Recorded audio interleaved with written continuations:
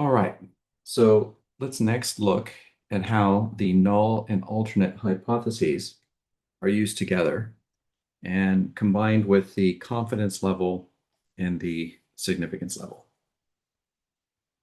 So here I've got some examples, like three different examples of null and alternate hypotheses. So let me just kind of be clear, that this would be example number one, this would be example number two, and this would be example number three.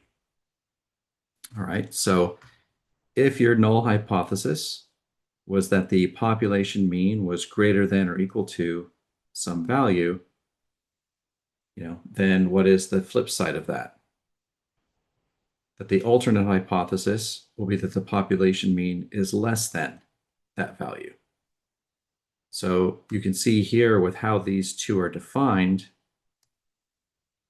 that they are mutually exclusive.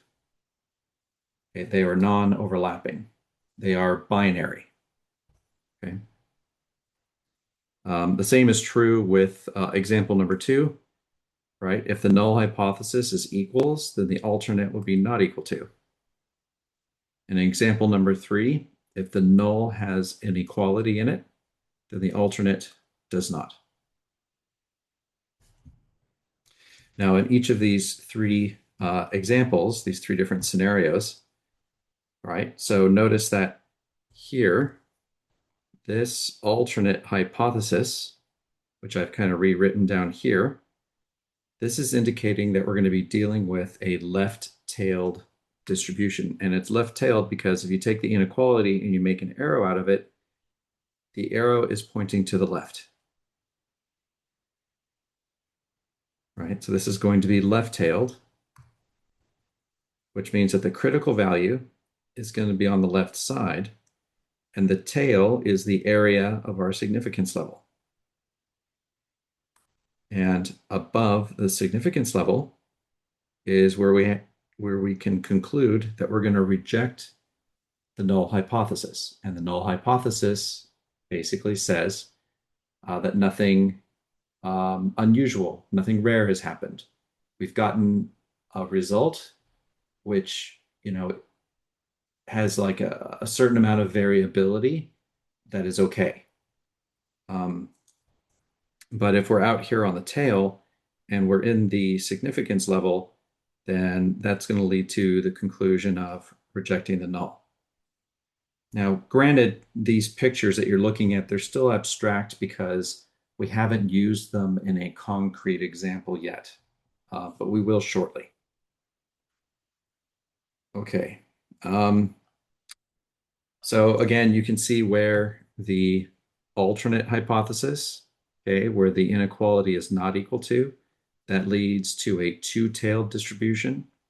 So in a two-tailed distribution, the significance level has to be split in half because it needs to be divided equally into two tails. Again, the reject the null region is above each tail. And here with this alternate hypothesis, if we make an arrow out of the inequality, it's pointing to the right. So that means our critical value is going to be positive, and we're going to have a right tail. And the reject the null is going to be above our significance level. So I think what I'm going to say next about the confidence level and the significance level is what I've already kind of talked about, but let me just go ahead and include it. So the researcher defines two probabilities. Okay, the confidence level, which is a high probability that the sample statistic result could have occurred by chance. The sample outcome had a high probability of occurring. The sample outcome was expected. The sample outcome is not significantly different from the population. All right, so, the center of this distribution would be the value that you would expect in the population. And so if your sample result was here, or here, or here, or here, anywhere within the two critical points, inside this confidence level, then the sample outcome is not significantly different from the population, which is in the center here.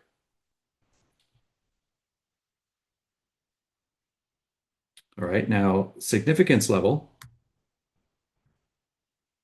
is a low probability that the sample statistic result could have occurred by chance. So the sample outcome had a low probability of occurring. The sample outcome was unexpected. The sample outcome is significantly different from the population. And I keep using this word significantly. It's kind of like a big word in statistics. So if one wants to refute a claim about the population, then one needs an outcome that is significantly different from the population, which is used in hypothesis testing. All right, so let's look at an example. We're going to revisit a previous one. Okay, so much of it should be familiar, but we're going to build off of it. And this is how you would begin a hypothesis test. Okay, so this is the example with chocolate chips in a bag of Chips Ahoy cookies. So in 1998, as an advertising campaign, the Nabisco company announced a 1,000 chips challenge, claiming that every 18-ounce bag of their Chips Ahoy cookies contained at least 1,000 chocolate chips. Dedicated statistics students at the Air Force Academy randomly selected bags of cookies and counted the chocolate chips. So again, this is a revisitation of the example that we had before.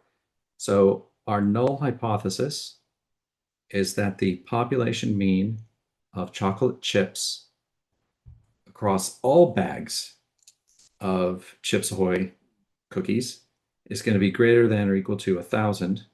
And we want to make sure that we write down that this is our original claim. So now to help you visualize this, so in the example that we had,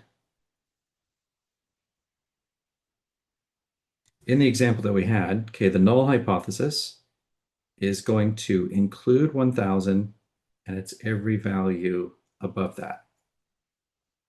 So what is the complement of that? What is the flip side of that? That's going to be the alternate hypothesis. So if this is the null, then the alternate has to be that the population mean is less than 1,000.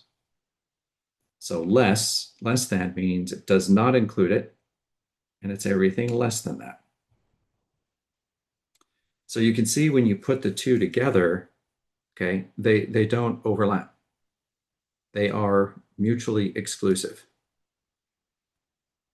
So let me draw this just a little bit better.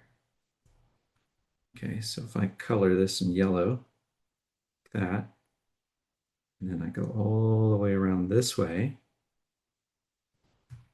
and the null, sorry, takes a second for my color to kick in. Then my null hypothesis is 1,000 and everything greater, like that. All right, so now our null hypothesis and our alternate hypothesis have been defined like two sides of a coin.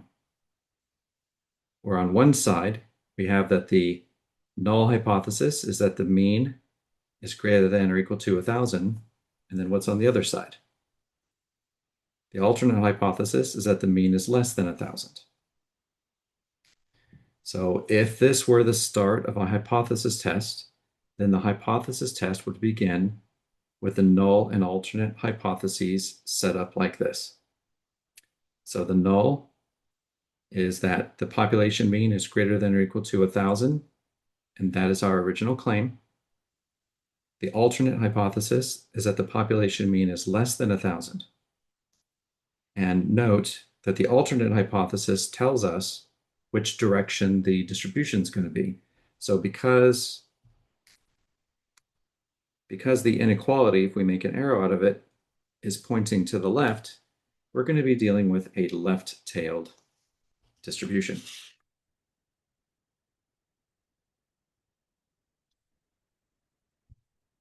Okay. So next we're going to get to into some examples where we're actually kind of writing some things out. So this is a good place to stop. Let me know if you have any questions. Yeah, let me know if you have any questions.